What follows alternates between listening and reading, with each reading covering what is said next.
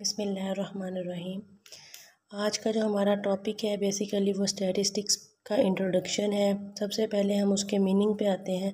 तो वो कहा जाता है कि ये एक लैटिन वर्ड स्टेटस से निकला है, जिसका मतलब है कि एक पॉलिटिकल स्टेट या जो इंफॉर्मेशन हम यूज़ करते हैं किसी भी पूरे वर्ल्ड में स्टेट पे किसी भी टॉपिक की, उसके बारे में इसका जिक्र है कि इसका मीनिंग ये है स्टेटस का।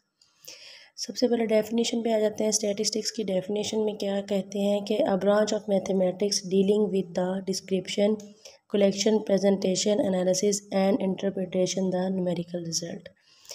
तो ये बेसिकली जो स्टैटिस्टिक्स की डेफिनेशन है, पहले तो ये ब्रांच है मैथमेटिक्स की, और इसमें हमारे पास जो डेफिनेशन है वो 5 टर्म्स पे बेस करती है। सबसे पहली चीज़ जो हमारे पास फर्स्ट पॉइंट आता है वो आता है डिस्क्रिप्शन ऑफ डाटा।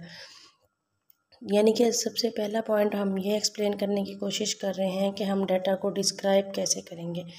जैसे कि ये डाटा है हमारे पास, हमने इसको डिस्क्राइब करना है। फॉर एग्जांपल किसी भी चीज़ का हम डाटा ले लेते हैं, किसी स्टूडेंट्स का ले लेते हैं या फिर किसी भी टॉपिक पे हम डाटा लेते हैं, तो हमें सबसे पहले डाटा को डिस्क्राइब करना है कि हम किस चीज़ का डाटा ले रहे हैं। फॉर एग्ज़ाम्पल हम स्टूडेंट्स का बिहेवियर नोट कर रहे हैं, तो उसके ऊपर हम डाटा ले रहे हैं। डिस्क्राइब करना है पहले कि स्टूडेंट का कौन सा बिहेवियर हम ले रहे हैं, कि बहुत अच्छा बिहेवियर या बहुत बुरा बिहेवियर, कौन सा बिहेवियर लेकर हम डाटा को काम स्टार्ट कर रहे हैं। डिस्क्राइब करना है पहले टॉपिक को कि हमने डाटा किस चीज़ का लेना है। सेकंड थिंग जो हमारे पास आ रही है वो है कलेक्शन ऑफ डाटा, कि हमने डाटा कलेक्शन करने के लिए हमारे पास 2 मेथड होते हैं या फिर 2 सोर्स होते हैं हमारे पास। उसमें फ़र्स्ट सोर्स हमारे पास आ जाता है प्राइमरी डाटा, सेकंड सोर्स हमारे पास आ जाता है सेकेंडरी डाटा। इसको मेथड भी कह सकते हैं, सोर्स भी कह सकते हैं। तो प्राइमरी डाटा हमारे पास क्या होता है, इसमें हमारे पास ये फर्स्ट हैंड डाटा होता है जो हमने बाय सेल्फ खुद पर्सनली चूज़ किया होता है, मतलब उसको सिलेक्ट किया होता है। प्राइमरी डाटा खुद से हमने डाटा कलेक्ट किया होता है, ठीक है। सेकंड डाटा वो होता है जो ऑलरेडी लिटरेचर में मौजूद होता है, जो पहले से एग्जिस्टिंग हमारे पास वेबसाइट्स मौजूद हैं या थ्योरी मौजूद है, उसके ऊपर जो डाटा मौजूद होता है वही डाटा अगर हम लेके अपना मतलब उस डाटा को यूज़ करके स्टैटिस्टिकल टर्म्स में अप्लाई करते हैं तो वो सेकेंडरी डाटा होता है।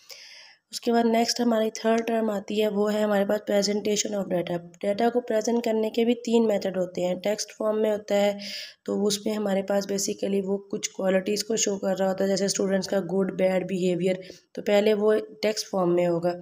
फिर हम उसको जो है कुछ न्यूमेरिकल टर्म्स में चेंज करेंगे, यानी कि उसको टेबल में लेकर आएंगे, यानी कि न्यूमेरिक्स में ले आएंगे। जैसे कि फॉर एग्जांपल गुड बिहेवियर को हम कोड कर दें 1 और जो बैड बिहेवियर है उसको हम कोड कर दें 0, तो हम उसको एक टेबल फॉर्म में ले आएंगे। फिर उसको हम ग्राफिकली भी शो कर सकते हैं। डिफरेंट स्टैटिस्टिकल ग्राफ्स होते हैं हमारे पास, जैसे बार ग्राफ हो गया, हिस्टोग्राम हो गया, पाई चार्ट हो गया, इस तरह के ग्राफ्स होते हैं हमारे पास। तो हम इन 3 वे से हम डाटा को जो है प्रेजेंट कर सकते हैं। फोर्थ हमारे पास स्टेप आता है एनालिसिस ऑफ डाटा। डाटा को एनालिसिस में लेके आने के लिए हमारे पास प्रॉपर स्टैटिस्टिक्स फार्मूलाज मौजूद होते हैं। उन फार्मूलाज को यूज़ करते हुए हमारे पास कुछ न्यूमेरिकल रिजल्ट आते हैं।